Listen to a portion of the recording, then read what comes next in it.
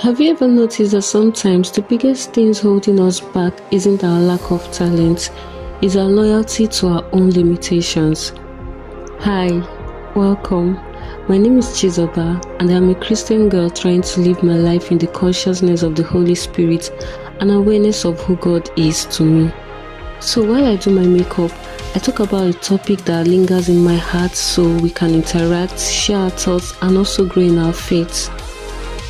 Today, I'd like us to talk about being loyal to the wrong things unknowingly, because sometimes we become so attached to the stories we've told ourselves. Things like, I'm not creative, I'm not confident enough, I'm not smart enough, I'm incapable of loving, I'll never be loved the way I deserve. And before we know it, we've built an identity around those limitations. Today's makeup is inspired by a simple realization. Sometimes, all it takes is one small shift to discover you've been capable of it all along. So while I create this easy everyday makeup look, let's talk about this question. Are you more loyal or committed to your limits than you are to your potential? There's nothing wrong with recognizing your weaknesses. The problem begins when your weaknesses become your identity. Many of us stop trying because we've already decided what we are incapable of. We don't apply for the opportunity, we don't learn the skill, we don't start the business, we don't post the content, we don't open our hearts again. We keep people at a distance, or other heavy issues we deal with. We settle for less than we deserve because we've convinced ourselves that that's all we'll ever get. Not because we truly can't, but because we've become loyal to the version of ourselves that says we can't. Think about it. How many times have you said, that's just who I am, I'll never change, love isn't just for me? But is that really true? Or is it just a simple version of you that has gone undeveloped, unhealed, or has been shaped by disappointment? Potential is rarely visible in the beginning.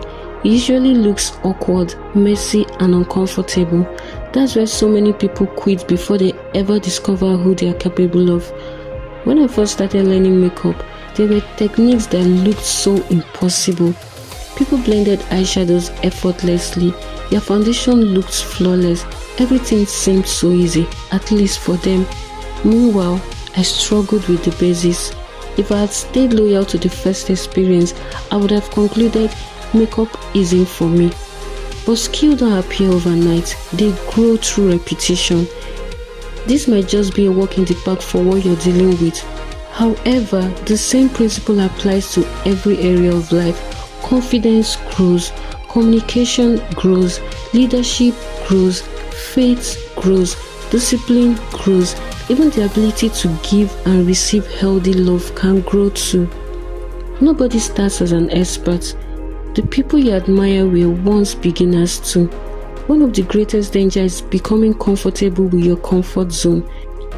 Your comfort zone feels safe because it's familiar, but familiar doesn't always mean fruitful. Sometimes, without realizing it, we become complacent. We stop expecting more from ourselves. We stop believing we can grow. We stop challenging the stories we've believed for years because staying the same feels easier than risking change.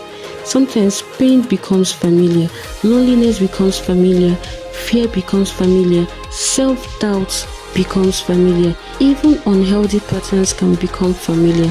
And because they are familiar, we mistake them for who we are.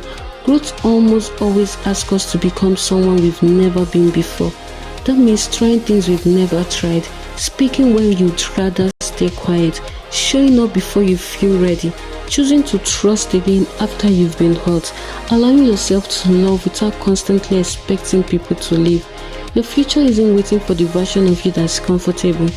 Your future is waiting for the version that is willing to grow. Every opportunity asks one question. Will you trust your potential more than your fear? The Bible repeatedly shows ordinary people doing extraordinary things, not because they believed in themselves first, but because they trusted God.